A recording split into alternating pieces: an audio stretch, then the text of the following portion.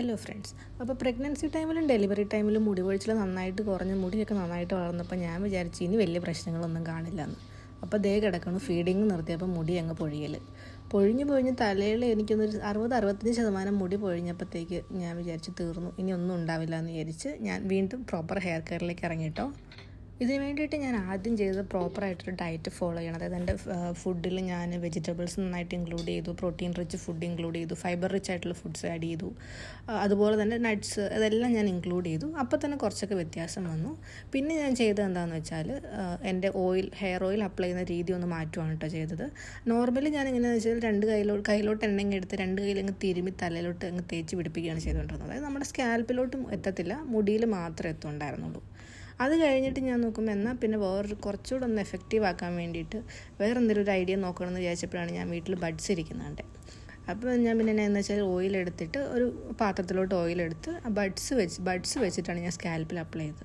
അതാകുമ്പോൾ നമ്മുടെ സ്കാൽപ്പിലോട്ട് നല്ല രീതിയിൽ തന്നെ ഓയിലെത്തും. നമ്മൾ അപ്ലൈ ചെയ്യുന്ന ഓയിൽ എഫക്റ്റീവായിട്ട് നമുക്ക് വേണ്ട രീതിയിൽ നമ്മുടെ സ്കാൽപ്പിൽ എത്തുന്നുണ്ട്. മറ്റത് മുടിയിൽ നമ്മൾ ഷാമ്പു വാഷ് ചെയ്യുമ്പോൾ അതങ്ങ് പോകും, നമുക്ക് സ്കാൽപ്പിലോട്ട് അത് എത്തത്തേ ഇല്ലായിരുന്നു. അപ്പോൾ അതിന് ശേഷം ഞാനൊരു 1.5 മാസമായിട്ട് ഞാനിപ്പോൾ ഇങ്ങനെയാണ് ഹെയർ ഓയിൽ അപ്ലൈ ചെയ്യുന്നത്. അപ്പോൾ അതിൻ്റെ ഒരു വ്യത്യാസം എൻ്റെ ഹെയർ ഗ്രോത്തിലുണ്ട് കേട്ടോ. പുതിയ ഹെയർസ് നന്നായിട്ട് ഗ്രോ ചെയ്ത് വരുന്നുണ്ട്. പിന്നെ ഡയറ്റിൻ്റെ ഉണ്ടാവും, പക്ഷേ ഈ മെത്തേഡും ഉണ്ട്. 2 മെത്തേഡും ഞാൻ പ്രോപ്പറായിട്ട് ഫോളോ ചെയ്യുന്നതുകൊണ്ട് നല്ല വ്യത്യാസമുണ്ട് എൻ്റെ ഹെയർ ഗ്രോത്തിൽ.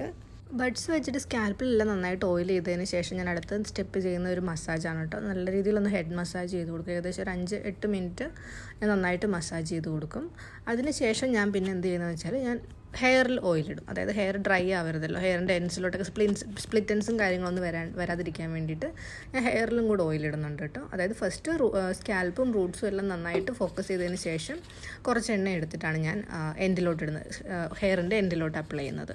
അങ്ങനെ എണ്ണയെല്ലാം ഇട്ട് കഴിഞ്ഞ് നല്ലൊരു മസാജും കൊടുത്തതിന് ശേഷം ഞാൻ പിന്നെ ചെയ്യുന്ന ഒരു 2 മണിക്കൂർ ഞാൻ അത് തലയിൽ വെക്കുകയാണ് ചെയ്യുന്നത്. അപ്പോൾ ഓരോരുത്തരുടെ ഇഷ്ടമാണ്. എനിക്ക് 2 മണിക്കൂർ വെച്ചാലും വേറെ പ്രശ്നങ്ങളൊന്നുമില്ല, ജലദോഷമോ കാര്യങ്ങളൊന്നും വരാറില്ല.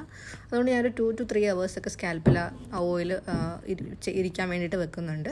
അതിന് ശേഷമാണ് ഞാൻ ഹെയർ വാഷ് ചെയ്യുന്നത്. അപ്പോൾ നിങ്ങൾക്ക് കംഫർട്ടബിൾ ആണെങ്കിൽ നിങ്ങൾക്ക് എത്ര സമയമാണ് കംഫർട്ടബിൾ ആ കണക്കിൽ വെച്ചിട്ട് വാഷ് ചെയ്ത് കളയാം.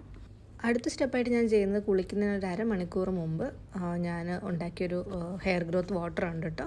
അപ്പോൾ അതിൽ ഇൻഗ്രീഡിയൻസ് എന്ന് പറയുന്നത് റോസ്മേരിയും അതുപോലെ തന്നെ ഉലുവ, പിന്നെ കറുത്ത എള്ള്, പിന്നെ കറിവേപ്പില, ഇത്ര ഇട്ട് ഞാൻ നന്നായിട്ട് തിളപ്പിച്ച് വെള്ളമാക്കി ഫ്രിഡ്ജിൽ വെച്ചിട്ടുണ്ട്. അത് ഒരാഴ്ചയൊക്കെ നമുക്ക് സ്റ്റോർ ചെയ്യാൻ പറ്റും. അപ്പോൾ ഞാൻ കുളിക്കുന്നതിന് ഒരു 1/2 മണിക്കൂർ മുമ്പ് അതും കൂടെ എൻ്റെ സ്കാൽപ്പിൽ ഓൾ ഓവർ അപ്ലൈ ചെയ്ത് മസാജ് ചെയ്തിട്ടാണ് കുളിക്കാൻ പോകുന്നത്. ഈ ഹെയർ റീഗ്രോത്ത് വാട്ടറിൻ്റെ വീഡിയോ ഞാൻ ഓൾറെഡി നമ്മുടെ ചാനലിൽ ഇട്ടിട്ടുണ്ടായിരുന്നു. അപ്പോൾ അതിൽ ഞാൻ അന്ന് എള്ള് ഉപയോഗിച്ചിട്ടുണ്ടായിരുന്നില്ല, ഞാൻ കറിവേപ്പിലയും റോസ്മേരിയും പിന്നെ ഉലുവയായിരുന്നു ഉപയോഗിച്ചിരുന്നത്. ഇപ്രാവശ്യം ഞാൻ എള്ളും കൂടെ ചേർക്കുകയാണ് കേട്ടോ ചെയ്തത്.